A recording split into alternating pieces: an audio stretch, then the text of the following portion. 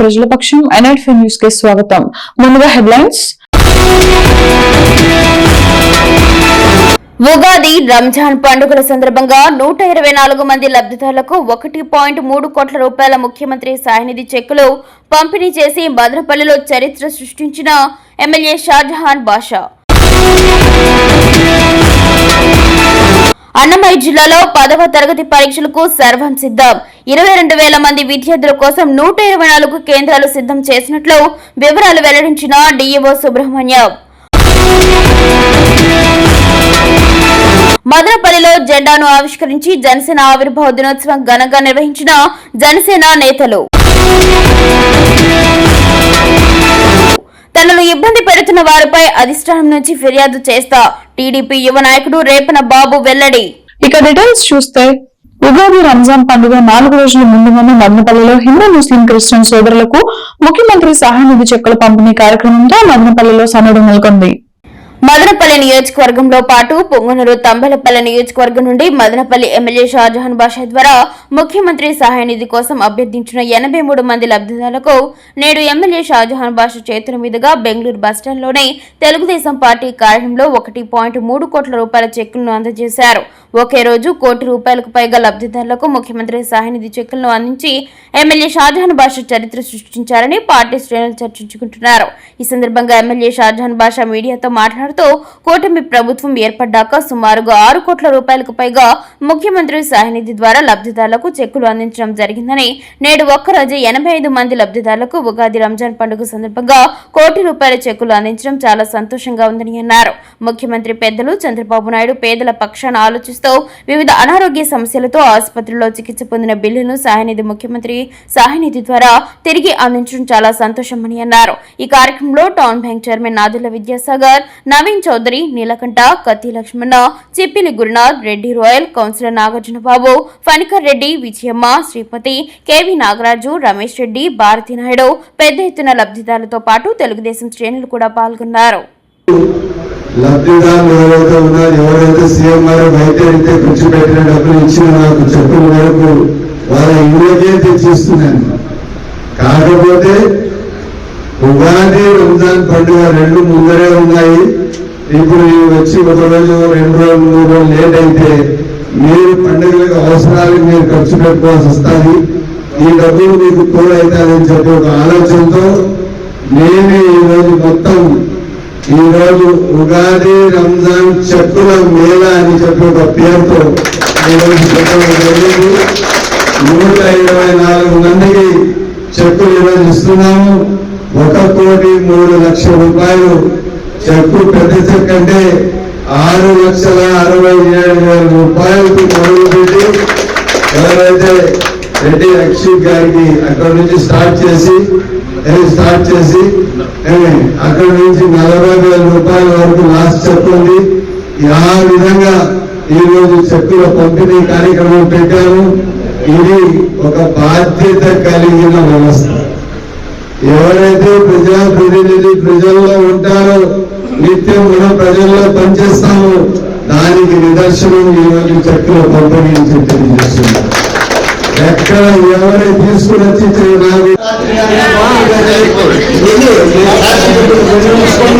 మాకు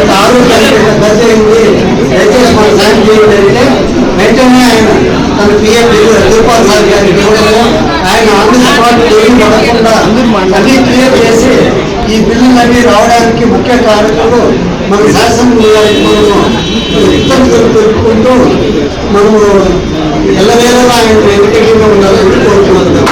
నియోజకవర్గ మహిళలు కానీ, పురుషులు కానీ, తెలుగుదేశం కార్యకర్తలు కానీ, పార్టీలకు అతీతంగా ఆరోగ్యం బాగలేక ఎవరున్నారో వాళ్ళకి ఈరోజు అందజేసేదానికి సిద్ధంగా ఉన్నారు మన శాసనసభ్యులు. ఎన్నో అభివృద్ధి కార్యక్రమాలు ఈ నియోజకవర్గంలో కాలువలు అయితే, టౌన్లో సిమెంట్ రోడ్లు అయితేనే, సీఎంఆర్ ఫండ్స్ కింద నియోజకవర్గంలో సిమెంట్ రోడ్లు అయితేనే, ఎన్నో న్యూ ఫార్మేషన్ రోడ్స్ దానికి డబ్బులు తెచ్చి ఇలాంటి కార్యక్రమాలు నారా చంద్రబాబు నాయుడు గారు, పవన్ కళ్యాణ్ గారు, లోకేష్ గారి అన్నమయ్య జిల్లాలో 10th పరీక్షల కోసం డిఈఓ సుబ్రహ్మణ్యం ఆధ్వర్యంలో పకడ్బందీ ఏర్పాట్లు చేపట్టినట్లు డిఈఓ సుబ్రహ్మణ్యం విలేకరుల సమావేశంలో తెలిపారు.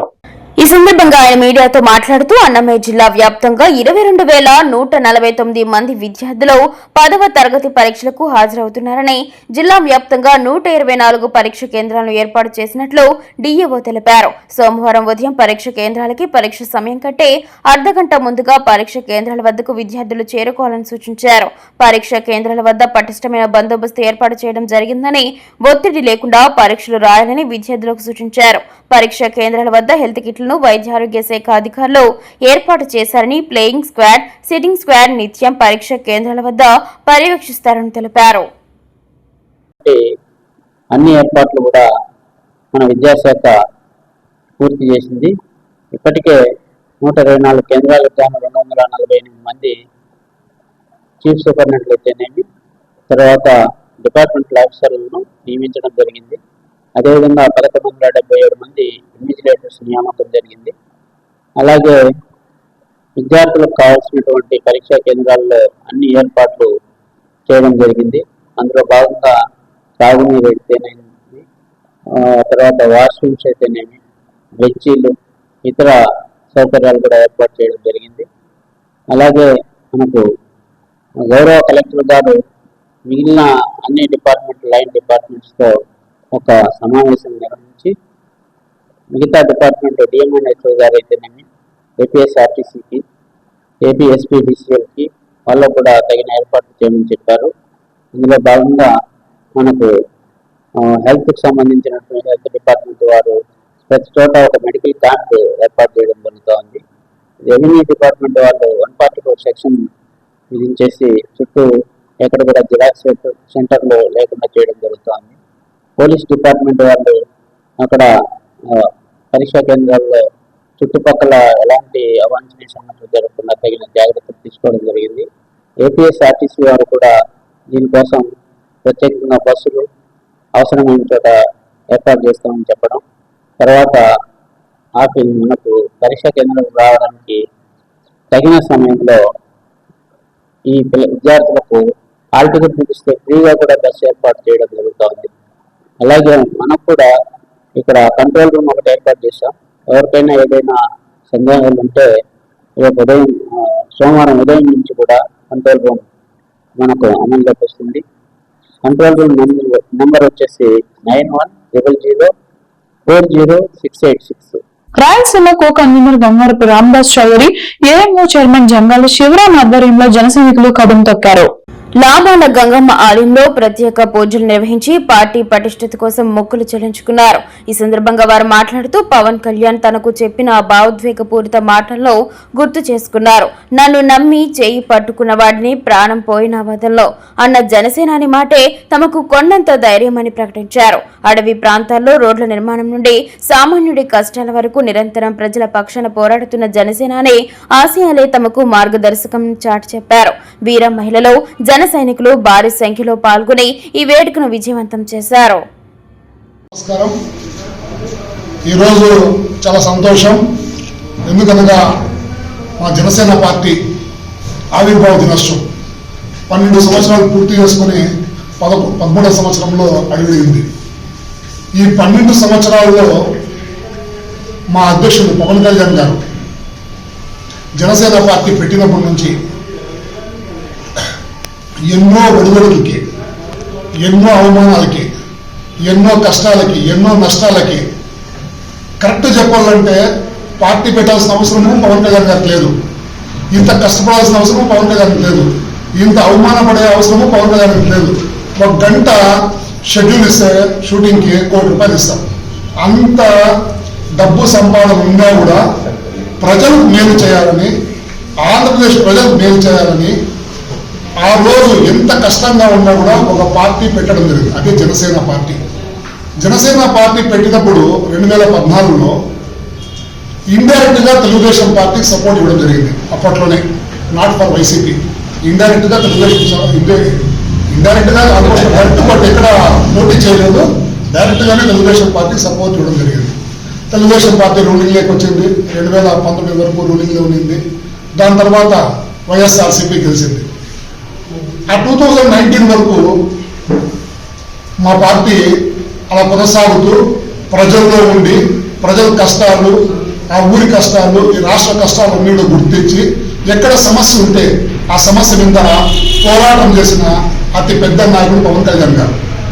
మీకు తెలుసు, పైన పెట్టడం వేరు, ఒక జీరోలో ఉన్న దీన్ని ఈరోజు ఈ రాష్ట్రానికి ఉప ముఖ్యమంత్రి హోదాలో, అందులో ప్రపంచంలోనే అత్యంత పవర్ఫుల్ ప్రధానంలో మన ఉక్కు మనిషి నరేంద్ర మోదీ. అటువంటి నరేంద్ర మోదీ గారు కూడా ఏ పవన్ నై ఏ ఆంధీ అంటే తుఫాన్ అని ప్రశంసిస్తూ మేరా సాబ్ పవన్ హై అని బహిరంగ సభలో అన్నారంటే అది పవన్ కళ్యాణ్ గారి అకుంఠిత దీక్ష. కాబట్టి ఇప్పుడు 2 చోట్ల 2019లో నిలబడే చోట ఓడిపోయినా, పార్టీ ఘోర పరాజయాన్ని మూటగట్టుకున్నా, ఎక్కడ భయపడకుండా, ఎక్కడ నిర్వీర్యం కాకుండా ఆత్మస్థైర్యంతో అడుగు ముందుకు వేసి ఎన్నికలు జరిగిన 4 నెలల్లోనే ప్రజా సమస్యలు తీసుకొని జనాల్లోకి వచ్చారు. కాబట్టి ఇంతకుముందు సోదరులు శివరాం గారు చెప్పినట్లు ఈ 2 తెలుగు రాష్ట్రాల్లో తంబలపల్లి నియోజకవర్గం తెలుగుదేశం పార్టీలో నిస్వార్థంగా సేవలు అందిస్తున్నప్పటికీ సోషల్ మీడియా ఫేక్ అకౌంట్ పోస్టుల ద్వారా తమ ప్రతిష్టను దిగజార్చే ప్రయత్నం చేస్తున్నారని తంబలపల్లి టీడీపీ యువ నాయకుడు రేపన బాబు ఆరోపించారు. శనివారం నిర్వహించిన విలేకరుల సమావేశంలో పార్టీ నాయకులతో కలిసి ఆయన పాల్గొన్నారు. ఈ సందర్భంగా రేపన బాబు మాట్లాడుతూ తంబలపల్లె తెలుగుదేశం పార్టీ పేరిట ఫేక్ అకౌంట్ సోషల్ మీడియాలో సృష్టించి తనపై దుష్ప్రచారం చేయడానికి తీవ్రంగా ఖండించారు. తాను పార్టీ కోసం అహర్నిశలు కష్టపడి నిస్వార్థంగా సేవలు అందిస్తే తనను ఇబ్బంది పెట్టడానికి సోషల్ మీడియా ద్వారా ప్రయత్నాలు చేయడంపై అభ్యంతరం తెలిపారు. శంకర్ యాదవ్ తంబలపల్లి నియోజకవర్గ శాసనసభ్యులుగా కొనసాగిన సమయంలో తాము అనేక హోదాలో పార్టీకి సేవలు అందించామని గుర్తు చేశారు. తంబలపల్లి నియోజకవర్గంలో వడ్డెర సామాజిక వర్గం సంబంధించి 45,000 మంది ఓటర్లు ఉన్నారని, ఆ సామాజిక వర్గానికి చెందిన తనను పార్టీలో నీరుగార్చే విధంగా ఫేక్ పోస్ట్ పెడితే దానిపై స్పందించకపోవడం బాధాకరమన్నారు. ఈ ఫేక్ పోస్టులు అడ్డం పెట్టుకుని తెలుగుదేశం పార్టీలో మరో వర్గం ఆరోపణలు చేయడం తగదన్నారు. తమ సేవల్లో పార్టీ గుర్తించి అధిష్టానం న్యాయం చేయాలని, వడ్డెర సామాజిక వర్గానికి నామినేటెడ్ పదవులు అప్పగించాలని అందించిన వినతి పత్రంపై అక్కస్తో తనపై బురద జల్లే ప్రయత్నం జరుగుతుందని ఆవేదన వ్యక్తం చేశారు. ఇప్పటికే చనిపోయిన జగ్గా అనే వ్యక్తి ఫేక్ అకౌంట్ సోషల్ మీడియాలో సృష్టించి నకిలీ పోస్టులు పెట్టి తనపై దుష్ప్రచారం చేయడంతో పాటు ప్రజల్లో అయోమయాన్ని కలగజేయడాన్ని తప్పుపట్టారు. సోషల్ మీడియా ద్వారా తన పుట్టుక గురించి కూడా మాట్లాడడంపై తీవ్ర అభ్యంతరం వ్యక్తం చేశారు.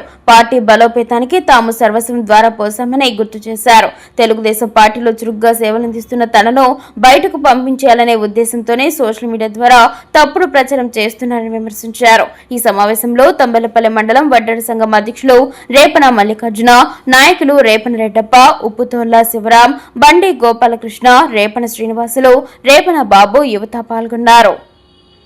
ఇది నేను ఇన్ఛార్జ్ అయిన తర్వాత చూసుకుంటానని చెప్పారా మీకు? ఆయన ఫోన్ చేసినాము. ఆయన చెప్పింది ఒకటే, నేను ఇన్ఛార్జ్ అయిన తర్వాత అకౌంట్ డిలీట్ చేపిస్తాను అంటే. అంతవరకు ఏమంట? అందరికీ నమస్కారం. నేను తంబలపల్లి తెలుగుదేశం పార్టీలో తెలుగు యువ నాయకులుగా ఉన్నాను. నిన్న తెలుగుదేశం తంబలపల్లి టీడీపీ అనే ఒక ఫేక్ అకౌంట్, తర్వాత కేరళ మార్ట్ నుంచి నా పైన ఒక తప్పుడు ఆరోపణలు చేస్తూ సోషల్ మీడియాలో ఒక పోస్ట్ రిలీజ్ చేశారు. ఆ రిలీజ్ చేసిన వెంటనే నేను స్పందించే దానికోసం మా వాళ్ళందరితో మాట్లాడాను. ఈరోజు నేను పార్టీలో ఇంత యాక్టివ్గా పనిచేస్తున్నా కూడా నేనేమన్నా పార్టీ వచ్చిన తర్వాత ఇక్కడ పార్టీలో వచ్చి కష్టపడుతున్నానా, ముందే వచ్చి నేను ఈ పార్టీ కోసం సేవ చేసినానా? వైసీపీలో ఉండే మా గ్రామ స్థాయిలో ఉండే వాళ్ళందరినీ కావాలంటే అడగండి, వాళ్ళు చెప్తారు మీకు ఎవరు శత్రువు, నిజమైన శత్రువు అంటే నా పేరు చెప్తారు. నన్ను టార్గెట్గా పెట్టుకునేది ఈరోజు వైసీపీ గవర్నమెంట్ వస్తానట్లే వీళ్ళు చంపేద్దాము అనే అంత రీతిలో నేను పనిచేసిన. ఒకప్పుడు శంకర్ యాదవ్ గారు ఉన్నప్పుడు మన కాన్స్టిట్యున్సీలో ఆయన దగ్గర తెలుగు యువత తంబలపల్లి ఉపాధ్యక్షుడిగా, జన్మభూమి కమిటీగా ఎన్నో సేవలు అందిస్తూ నేను పనిచేశాను తంబలపల్లి కాన్స్టిట్యున్సీలో ఆయన కోసం. ఈరోజు తంబలపల్లి కాన్స్టిట్యున్సీలోనే వడ్డెర సామాజిక వర్గంలో 45,000 మంది ఉంటే వాళ్ళలో ఒకరిద్దరు తప్ప ఎవరు యాక్టివ్గా లేనేలేరు. అలాంటిది మమ్మల్ని ఇంకా అణిచివేయాలని చెప్పి ఈ కొంతమంది వైసీపీకి సంబంధించిన వాళ్ళందరూ కూడా నన్ను ఇబ్బంది పెట్టాలని చెప్పి సోషల్ మీడియాలో ఒక పోస్ట్ రిలీజ్ చేస్తారు. దీనికి కొంతమంది ఈ తెలుగుదేశం పార్టీ తంబాలపల్లి వీళ్ళందరూ కూడా నా మీద నిందలు ఆరోపణలు చేస్తున్నారు. నిన్న నుంచి నేను ఇదంతా జరిగేదానికి కారణం ఏమంటే, నిన్న నేను పార్లమెంట్ ఆఫీసులో మా సామాజిక వర్గానికి సంబంధించిన ఏదైనా ఒక పోస్ట్ నేను కష్టపడి ఉంటే నాకు ఇవ్వండి అంటే ఒక రిప్రజెంటేషన్ ఇచ్చే వచ్చాను. అది వెంటనే వాళ్ళు కొంతమంది మనుషుల్లో దాన్ని చూసి వీడు ఎక్కడైతే మాకు అడ్డుపడతాడో అని చెప్పి నా మీద బురదలేదని ప్రయత్నించారు. ఇదంతా పక్కన పెడితే ఇది మా కార్యకర్తలే చేసినారు. జనసేన పార్టీ ఆవిర్భావ దినోత్సవాన్ని పురస్కరించుకుని అన్నమయ్య జిల్లా కేంద్రమైన మదనపల్లిలో జనసేన పార్టీ కార్యాలయం దగ్గర ఉదయం జనసేన పార్టీ జెండా ఆవిష్కరణ కార్యక్రమం నిర్వహించి తర్వాత కేక్ కట్ చేసి సంబరాలు చేయడం జరిగింది. ఈ సందర్భంగా మై ఫోర్స్ మహేష్ మాట్లాడుతూ 12 సంవత్సరాలు పూర్తి చేసుకుని 13వ సంవత్సరంలో అడుగు పెడుతున్న జనసేన పార్టీ కార్యకర్తలకు, నాయకులకు, వీర మహిళలకు శుభాకాంక్షలు తెలియజేశారు.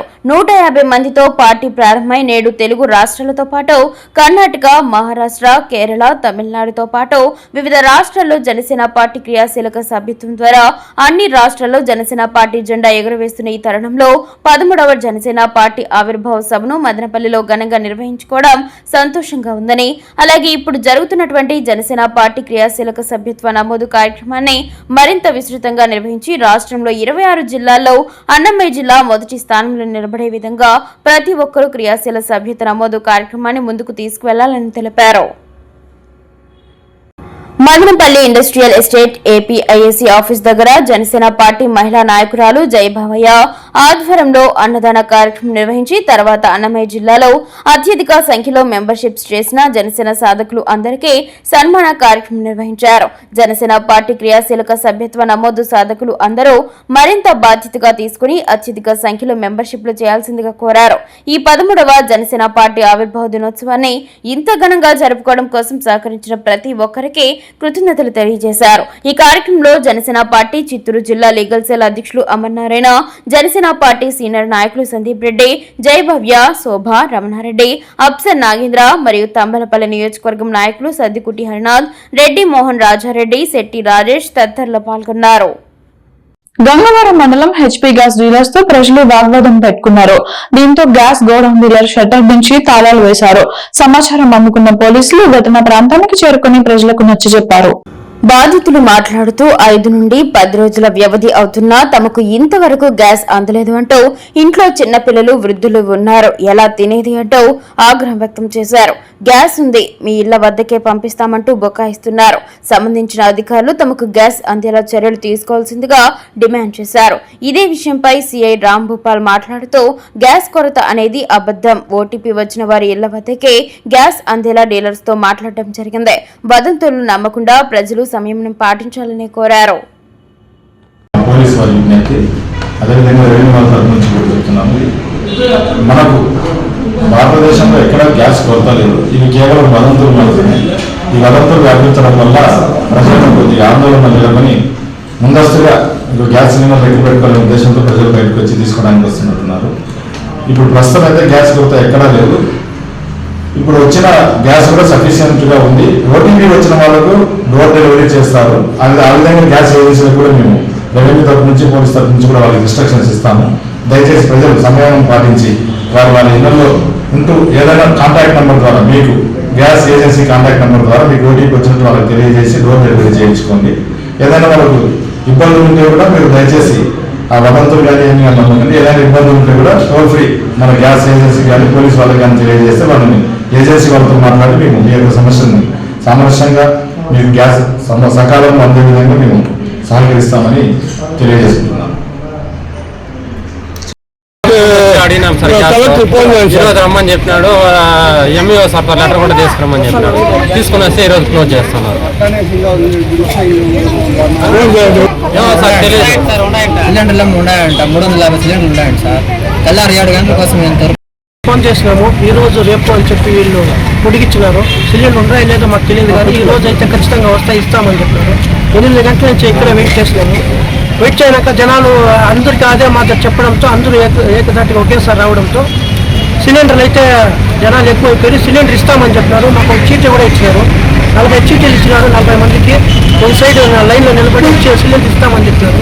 తర్వాత ఒక మేడం వచ్చి ఇక్కడ క్రౌడ్ ఎక్కువైపోయింది, సిలిండర్లు ఇంటి దగ్గరికి డెలివరీ చేసి ఇస్తారని చెప్పడంతో ఎక్కడో అక్కడ వెళ్ళిపోయారు. సిలిండర్ అంటే స్టాక్ 350 రూపాయలు చెప్తున్నారు, కానీ సిలిండర్ ఇవ్వడం లేదు. మాకు గ్యాస్ అయిపోయి 10 దినాలు ఉన్నాయని చెప్పి సార్ తెల్లారి 7 గంటలకు వస్తుంది. అంతవరకు ఇంతవరకు మాకు వినాలి సార్. లైన్లో సీట్లు కూడా రావుతుంది సార్. సీట్లు కూడా ఉన్నాయి సార్. దీంట్లో మళ్ళీ అన్నాక వచ్చి సీట్లు కూడా సార్ నెంబర్ ఎట్లా ప్లస్ ఇప్పుడు రాయితే మళ్ళీ ఎక్కువ జనాలు వచ్చారు, దానికి డోర్ డెలివరీ చేస్తామని చెప్పేసి ఫోన్ అయిపోయినారు సార్. గ్యాస్ అయితే 5 రోజులు అవుతుంది సార్. ఇంతవరకు సిలిండర్ నెంబర్ చెప్పే మామూలుగా పట్టుకుని లైట్ రానేలేదు సార్ బండి. ఇప్పుడు ఏడొస్తే ఈ పరిస్థితి ఏం లేదు సార్, మీరే చూడండి మా పరిస్థితి ఎట్లున్నది. ఇప్పుడు లేదు అంటారు సార్. దయచేసి మాకు సిలిండర్ ఇప్పించుకోండి.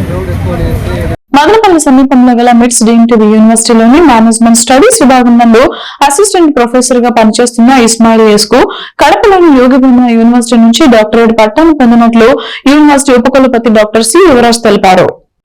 భారతదేశంలోని కొన్ని ఐటీ కంపెనీల్లో ఉద్యోగులు పొందే అనుభవం వారి పనితీరుపై ఎలా ప్రభావం చూపుతుందో పరిశీలించడం అను అంశంపై Yogi Vemana university department of business management విభాగం నందు పనిచేస్తున్న ప్రొఫెసర్ వై సుబ్బారాయుడు ఆధ్వర్యంలో చేసిన పరిశోధనలకు గాను డాక్టరేట్ ను ప్రదానం చేసినట్లుగా తెలిపారు. ఇస్మాయిల్ ఎస్ ను MITS university founder and chancellor doctor N Vijayabhaskar Chowdary, pro chancellor N Dwarakanath, executive director Keerthinathilla, principal doctor P Ramanathan, dean school of management doctor Bhanusri Reddy మరియు అధ్యాపకులు అభినందనలు తెలియజేశారు. అనుక్షణం ప్రజల పక్షం న్యూస్ ఇంతటితో సమాప్తం. తిరిగి రేపటి బులెటిన్ లో మళ్ళీ కలుద్దాం. అంతవరకు సెలవు, నమస్కారం.